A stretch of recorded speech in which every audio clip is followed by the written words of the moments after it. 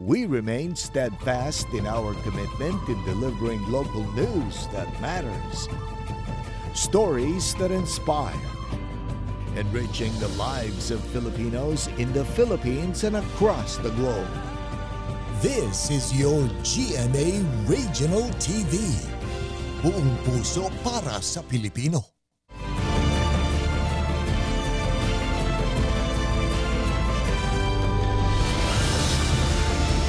Ito ang GMA Regional TV 1 North Central Luzon. Masantos yang arem na imbag gamale maya pagat panapon kapuso. Narito na ang One North Central Luzon. Hatid namin ang mga pinakamalaki at pinakahuling balita sa Hilaga at Gitnang Luzon. Live mula rito sa GMA Dagupan Station, ako po si Chris Zuniga.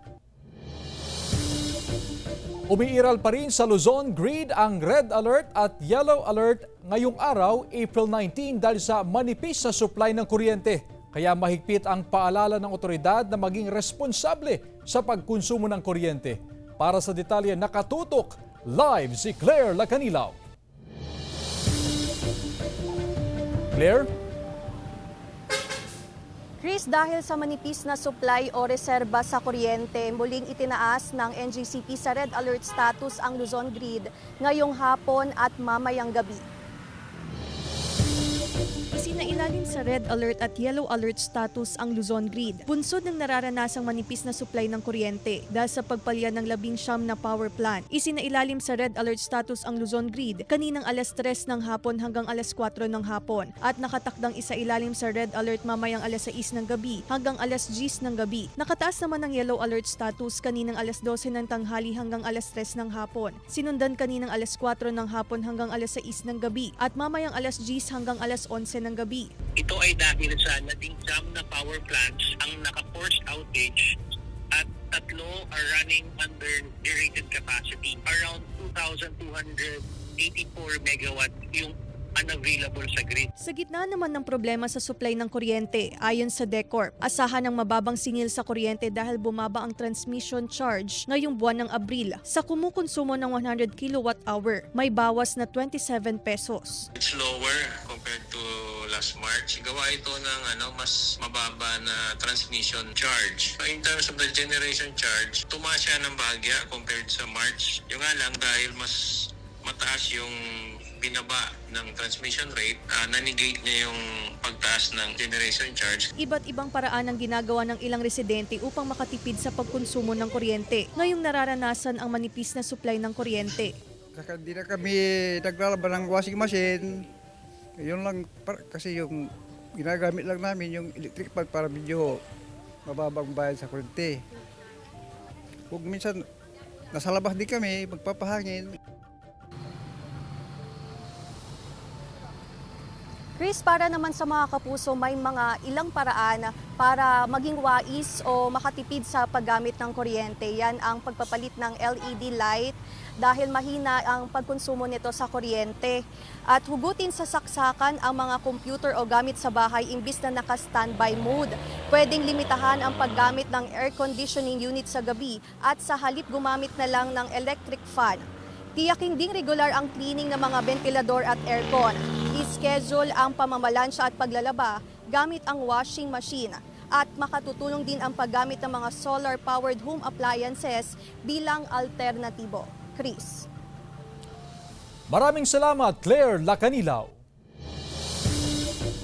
Bumaba naman ng hanggang 5 piso kada kilo ang live weight fee ng baboy sa Bangaldan, Pangasinan. May detalye si Joan Punsoy. Nasa 215 pesos ang live weight fee per kilo ng baboy sa Mangaldan, Pangasinan. Mas mababa ng 5 piso kumpara noong nakaraang linggo. Pero sa kabila nito, walang bawas at nananatili sa 340 pesos per kilo ang laman ng baboy. Ayon sa pamunuan ng slaughterhouse, dahil ito sa kawalan ng supply ng baboy na nagmumula sa mismong bayan. Kasi pag galing pa ng, halimbawa, galing pa ng ibang province, may additional na ipapatong nila kasi yung transportation ng from ibang province doon nakaka-apekto. Takot daw na mag-alaga ng baboy ang mga dating hog racer sa bayan dahil pa rin sa banta ng ASF. Kaya ang mga baboy na kinakatay at karneng ibinebenta sa palengke, nagmumula sa karatig bayan at ibang rehiyon na ASF-free. Kaso lahat yan biyahe. Wala pa tayo rito eh. Kasi dahil dun sa ASF, wala pang ano pa uli ng makabenta na makagawa ng fattening. Maraming bibilihin, pero mahal. Para matiyak ang fair pricing at maiwasan ang overpricing, nakalagay ang suggested retail price o SRP ng bawat karne sa mismong palengke upang magabayan din ang mga mamimili.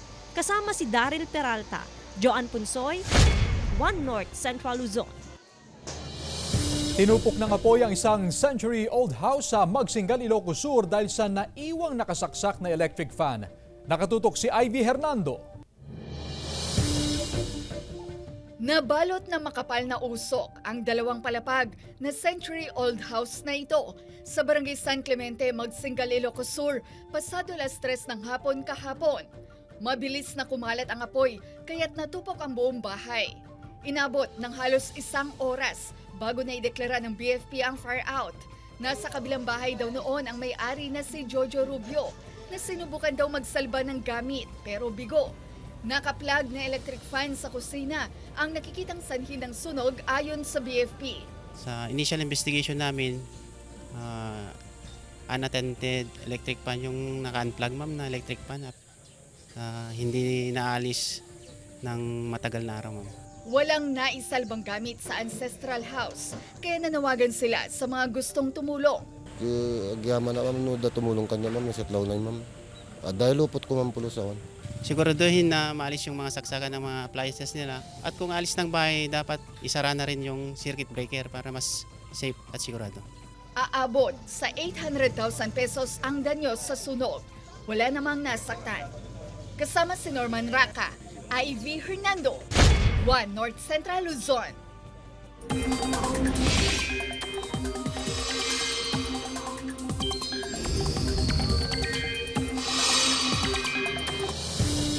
Mga kapuso, malaking bahagi ng bansa makaranas ng maaliwalas sa panahon dahil bukod sa walang umiiral na weather disturbance, patuloy din ang epekto ng ridge ng high pressure area.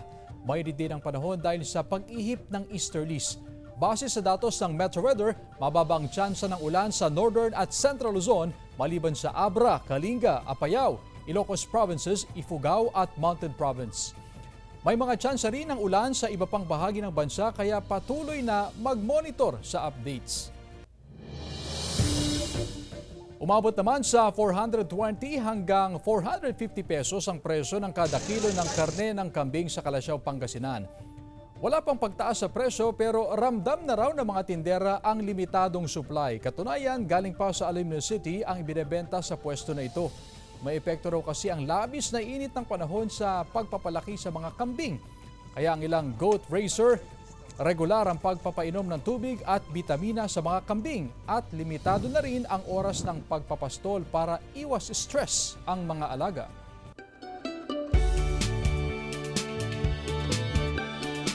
Isang spring ang dinarayo sa Abra dahil sa malamig na tubig nito.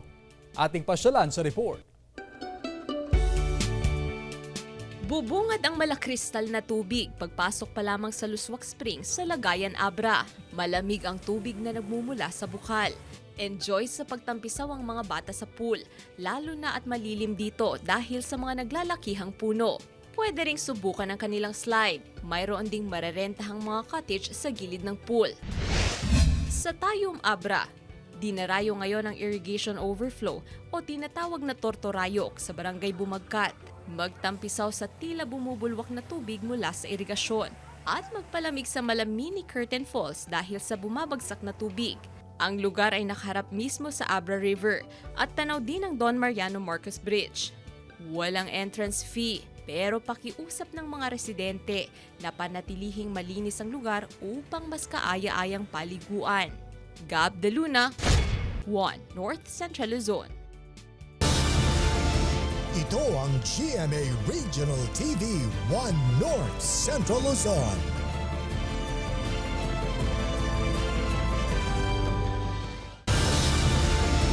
Ito ang GMA Regional TV 1 North Central Luzon.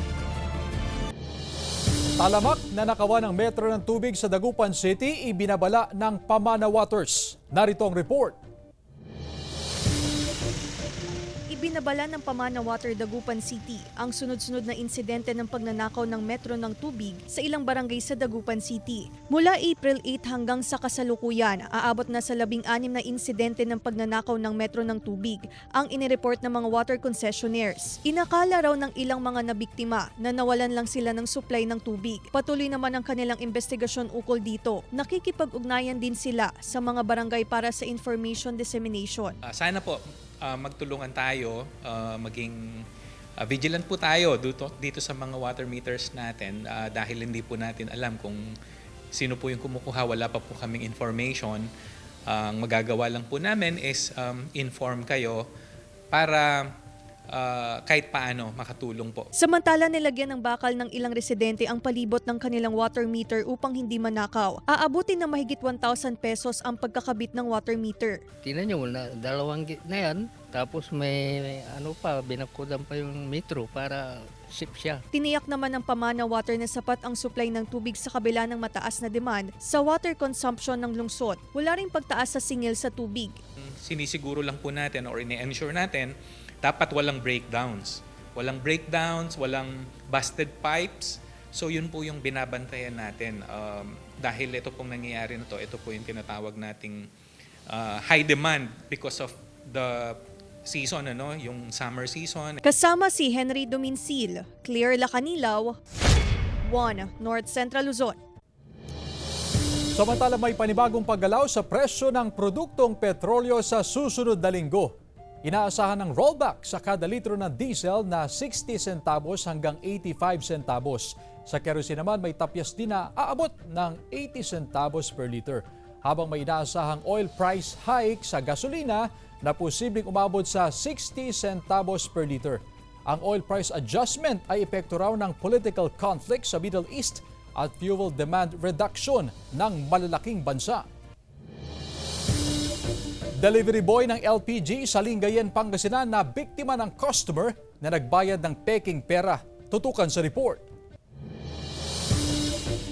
Labis ang panlulumo ng 38 anyos na si Arthur Bersoza, isang delivery boy ng LPG matapos mabiktima ng customer na nagbayad ng peking 1,000 piso sa Lingayen, Pangasinan. Kwento ni Arthur, 4 na barangay tulad ng Nagalgal, Libsong, Baay at Manibok ang inikutan niya para mag-deliver ng 10 LPG tank. Binayaran siya ng 1,000 peso bill pero basta na lang daw niya itong ibinulsa dahil sa tiwala nang mag-remit siya ng kita. Sa money detector na nalaman na peke ang pera. Nung pagka-deliver ko ng hindi ko na masyadong na-check yung pera na kasi anim silang nakapagbayad ng buong 1,000. Magkakaiwalay kasi ng deliver ko nun. Nananawagan si Arthur sa mga naging customer niya na maging tapat. 350 pesos lang kasi kada araw ang sinasahod niya na ipinangkakasya para sa kanyang pamilya. Opo, nakakapanghinayang sir kasi siyempre nagdadrive po ako tapos nagbubuhat ako ng mabigat. Tapos yung pera na kikitain para sa pamilya ko wala lang, nagtatrabaho ng wala nang kita. May paalala naman ang Bangko Sentral ng Pilipinas sa publiko na maging maingat sa pakikipagkalakalan ng pera para makaiwas sa modus. O itatagilid natin yung pera para makita natin yung iba pang security features gaya ng security thread, yung concealed value, yung mga optically variable ink. Magtutungo si Arthur sa himpilan ng pulisya para i-report ang insidente. Hinikayat naman ng otoridad ang publiko na imbes i-post agad sa social media, i-report muna ito sa kanilang tanggapan para agad maaksyonan. Kasama si Jing Dakanay, Russell Simorio, 1 North Central Luzon. Oras ng paglalaro ng mga atleta para sa R1AA meet sa Ilocos Norte na adjust dahil sa mainit na panahon. Ang detalye sa report. Puspusan ng paghahanda ng mga atleta at paaralan ilang araw bago ang nalalapit na Region 1 Athletic Association meet na gaganapin sa lalawigan. Ngunit dahil sa patuloy na nararanasang pagtaas ng heat index, magkakaroon daw ng adjustment sa paglalaro ng mga atleta para sa kanilang kalusugan. Pumapalo sa 39 to 41 degrees ang damang init sa lalawigan. Kaya naman malaking tulong daw sa mga kalahok ang adjustment sa oras ng paglalaro. For the outdoor activities, for the contested events just like athletics, swimming, and other events, malaking tulong din sa kanila para naman hindi maano yung mga bata sa sobrang init ng panahon. Adjusted na rin ang training hours ng mga atleta at tinitiyak muna ng mga trainers at coaches na maayos ang kalusugan nila bago sumabak sa training. Medyo mainit, kaya dapat po lagi tayong uminom ng tubig para hindi tayo magkasakit. Ayon sa Schools Division Superintendent, alas 6 ng umaga magsisimula ang ilang outdoor sports para sa R1AA, habang posible namang hanggang gabi ang schedule ng football. Hindi naman daw gaanong maaapektuhan ng mga indoor sports tulad ng gymnastics at table tennis. Gaganapin naman sa hapon ang opening program upang makaiwas sa init ang mga kalahok. The heat by that time may have been, extended to tolerable condition.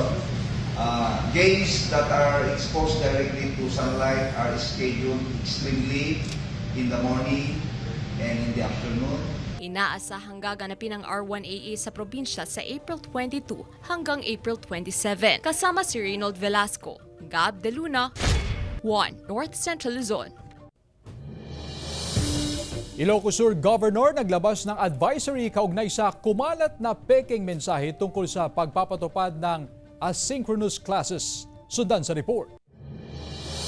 Naglabas ng public advisory ang Office of the Governor ng Ilocos Sur para linawin na walang inilalabas na memorandum ang provincial government para sa asynchronous classes dahil sa init ng panahon.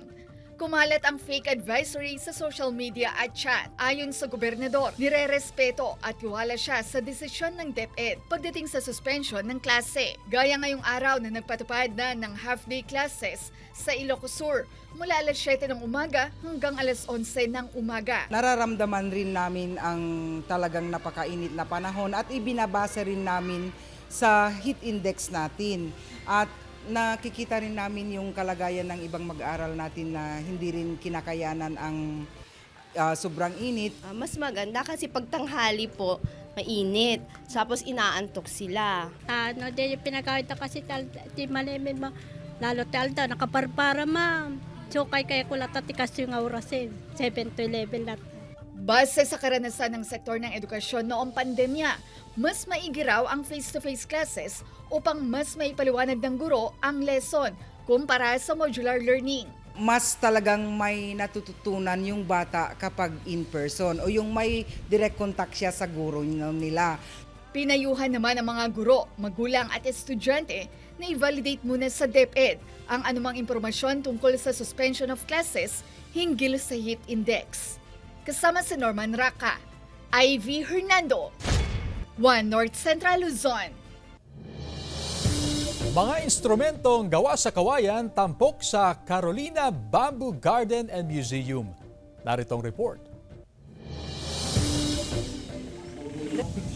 Mula Metro Manila, dinayo pa ng grupo ng YMCA Manila Gold Triangle Club ang Carolina Bamboo Garden sa Antipolo City upang subukan ang bamboo organ nito na matatagpuan sa kanilang Bamboo Museum. Ang bamboo organ napakaganda at authentic talaga at saka first time to see a real bamboo organ.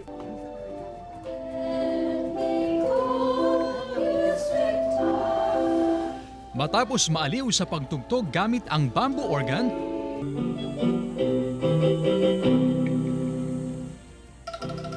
pinabilib naman ng YMCA Himig Kawayan Angklung Ensemble ang lahat sa pagtugtog ng angklung, isang Indonesian music instrument na gawa rin sa kawayan. Ang bawat isang angklung instrument ay nakakagawa ng tunog ng isang musical note. Pampahaba ng buhay, bawas stress. Music is the language of the soul and this is part of our language. Playing together, expressing ourselves, makes us happy. Galing nila. Talagang very interesting.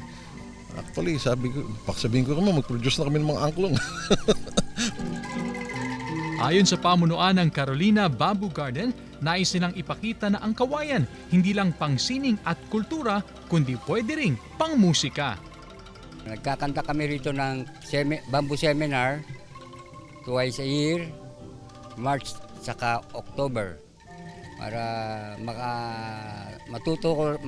malaman nyo kung ano pa yung ibang kahalagaan ng bamboo. Ito ang GMA Regional TV 1 North Central Luzon.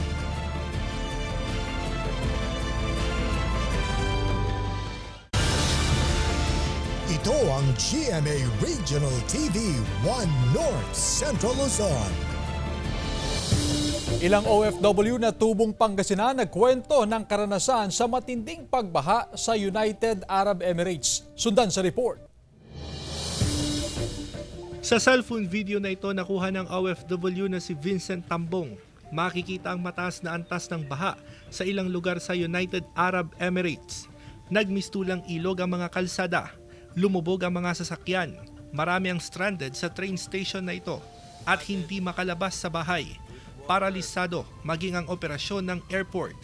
Ayon kay Vincent Natubong Urdaneta City, Pangasinan, sa loob ng mahigit isang taon niyang pagtatrabaho bilang chef sa UAE, ngayon lang niya ito naranasan. Yung mga mabababang parte ng Dubai is napakahirap po kasi lalo na po yung mga mabababang lugar dito sa Dubai is lubog po. Marami ding sasakyan yung mga lumubog eh. 2 araw na rin kansilado ang trabaho sa mga binahang lugar. Pero wala raw dapat ikabahala ang mga kaanak ni Vincent dito sa Pilipinas. Pumasok pa kami pero medyo malakas na rin yung ulan. Hindi na kami pinapasok ng boss namin kasi sabi nila mahirapan kami sa pag-uwi kasi magbabaha. Sa statement naman na inilabas ng Department of Migrant Workers, 3 Pinoy na ang kumpirmadong nasawi sa matinding pagbaha sa UAE. 2 sa kanila na-suffocate sa loob ng sasakyan matapos matrap sa baha. Nakikipag-ugnayan ng DMW kasama ang OWA o Overseas Workers Welfare Administration sa pamilya ng mga nasawing OFW para sa anumang tulong na maaari nilang maibigay maging sa mga Pinoy na apektado ng pagbaha sa UAE. Russell Simorio, 1 North Central Luzon. Sa patuloy na anti-illegal drugs operation ng Dagupan City PNP, tibog si alias Connie na residente ng barangay Bunuan, Binloc sa buy-bust operation ng PNP Drug Enforcement Unit at PIDEA sa barangay Pantal, Martes ng gabi. Abot sa 40 gramo ng hinihinalang shabu na nakasilid sa 8 plastic sachet ang kumpiskado sa babae. Tinatay nagkakalaga ang mga ito ng 300,000 pesos. Kakasuhan siya ng paglabag sa Dangerous Drugs Act na walang piyansa. Ilang taon nang ipinatutupad ang shifting of classes sa Ilocos Sur National High School dahil sa kakulangan ng silid-aralan kumpara sa dami ng mga estudyante na aabot na ng 8,000. Atrasado raw ang naging konstruksyon pero inaasahan na magagamit ang pasilidad sa susunod na pasukan. Sakaling matapos ang gusali, ibabalik na sa regular classes ang mga estudyante at wala nang kailangang gabihin sa kanilang pag-uwi. Classroom, naghihintay pa kami ng isang 4-story rin na manggagaling sa Basic Education Facility Fund na hindi pa nagsisimula. Para lahat sana ng kakulangan ay maibigay na. Samantala, konstruksyon ng ilang farm-to-market road sa Kalasyaw, Pangasinan naantala dahil sa kakulangan ng pondo. Narito ang report. Halos 100% ng mga magsasaka sa barangay Ambunaw, Kalasyaw, Pangasinan ang nakapag-harvest na ngayong second cropping season. Mismong mga private trader na raw ang dumirekta sa kanila para bilhin ang mga aning palay. Nagagamit na ang 700 meters na haba ng farm-to-market road. Hindi pa nadiretso to ay yung kalsada. Kaya mahirap pa kami mag-ahon ng palay. Dapat may diretso na dito, kuwan na, kahit kuliglig lang, pwede na. Ayon sa Barangay Council, posibleng matagalan pa bago gawin ang karugtong na farm-to-market road. Hindi kasi sapat ang 20% development fund para sa 2024 budget para gawin ng proyekto. Humihingi rin sila ng tulong sa iba pang matataas na opisyal at tanggapan ng gobyerno. Wala, hindi kaya ng barangay. Yung 20% namin, hindi kaya. Maliit lang. 15 million pa yung gagawin dyan. Samantala, ilang kalsada at flood control project naman ng DPWH Region 1 ang natapos na bago pa man ang tag-ulan, gaya ng 400 meters na haba ng kalsadang ito sa Barangay Lucao, Dagupan City na pinondohan ng 4.9 million pesos at ang dike na may habang 385 meters sa Barangay Poblacion, Alaminos City, Pangasinan na pinondohan ng 72.3 million pesos. Iba pa rito ang ginagawang dike sa Barangay Tulyao, Santa Barbara, Pangasinan. Ang project natin doon, nag-start lang siya nung this March. Ang expected original expiry namin is October 2, 2024. Russell Simorio, One North Central, Luzon. Samantala, star-studded naman ang magaganap na Kapuso Fiesta sa Lingayen Capital Beachfront bukas sa Puyan, Sabado, April 20. Dahil ang cast ng top-rating GMA series na Abot Kamay na Pangarap sa pangunguna ni Doc Annalyn, Jillian Ward ay makikisaya sa Pistay Daya 2024. Kasama rin sina Kapuso stars Pinky Amador at Jeff Moses. At magpapainit din sa gabi ang cast ng Asawa ng Asawa Ko, Jasmine Curtis Smith, Joem Bascon, Martin Del Rosario, Vanessa Del Moral at Kelvin Miranda. Sa linggo naman, April 21, aarangkada sa Motorismo 2024 sa Cabarugis, Quirino, sina Widow's War actress Carla Abellana at Shining Inheritance star Paul Salas. Kasamang sparkle artist na sina Mikey Quintos, Larkin Castor at Carlo San Juan with Kapuso host Bubay. Kita-kits, 7 p.m. sa Capitol VIP Grandstand sa Cabarugis, Quirino. Pagluluto ng itlog sa ilalim ng sikat ng araw, posible nga ba? Alamin sa report ni Joan Punzoy.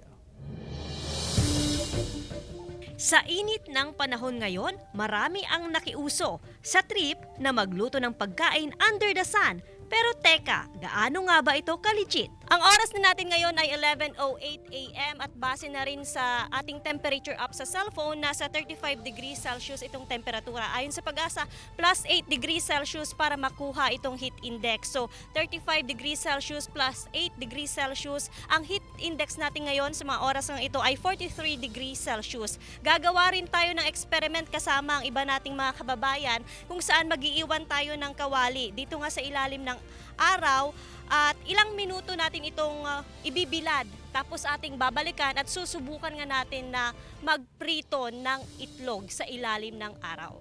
Nag-iwan din ng crack na itlog sa ilalim ng araw. Habang pinapainit ang kawali, sinubukan naman naming magluto ng itlog gamit ang apoy.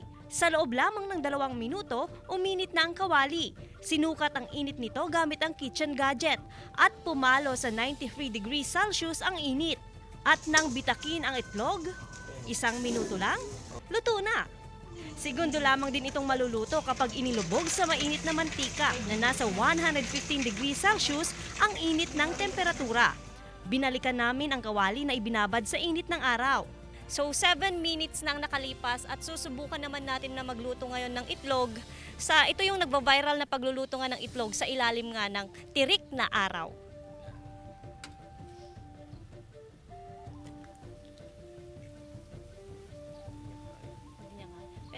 Doon sa conventional cooking, kung saan gumamit tayo ng apoy, 1 minute, luto na yung itlog.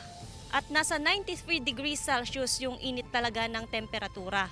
Sa ngayon, hindi pa naman nagbabago yung heat index na sa 43 degrees Celsius. Pero siguro kinakailangan ng ilang oras o mas matindi pang init ng panahon o init ng araw para nga maluto totally itong itlog sa ilalim nga ng araw. Pagkatapos ng 5 minuto, kita ang unti-unting pamumuo ng puting bahagi ng itlog. At pagkalipas ng halos 3 oras, ganito na ang kinalabasan. Hindi naluto ang itlog, gaya ng pagkakaluto sa apoy. Hindi inirerekomenda ng health authorities na kainin ang niluluto sa init ng araw. Definitely no. Kasi unang-una, matagal naman siyang maluto, yung sa itlog, matagal maluto. Pangalawa, syempre may mga health issues din yan. Minsan medyo madumi na yung malikabok kanyan. So hindi talaga. Kasama si Daryl Peralta, Joan Punsoy, One North Central Luzon.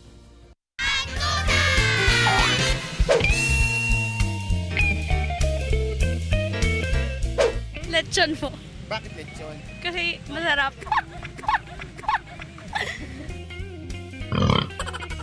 Shanghai? Shanghai kasi Parating pinag-aagawan.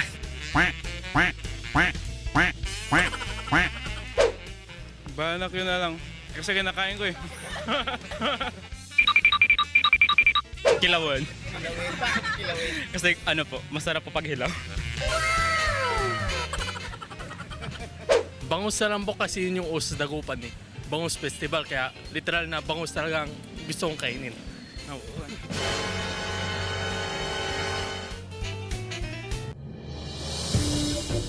Samantala, mapapanood niyo po ang episode nito at iba pang pinakahuling lokal na balita sa official website ng GMA Regional TV, www.gmaregionaltv.com. Pwede rin kayong bumisita sa aming official YouTube channel, GMA Regional TV, at i-click ang subscribe button para sa pinakamainit na balita mula sa mga rehiyon.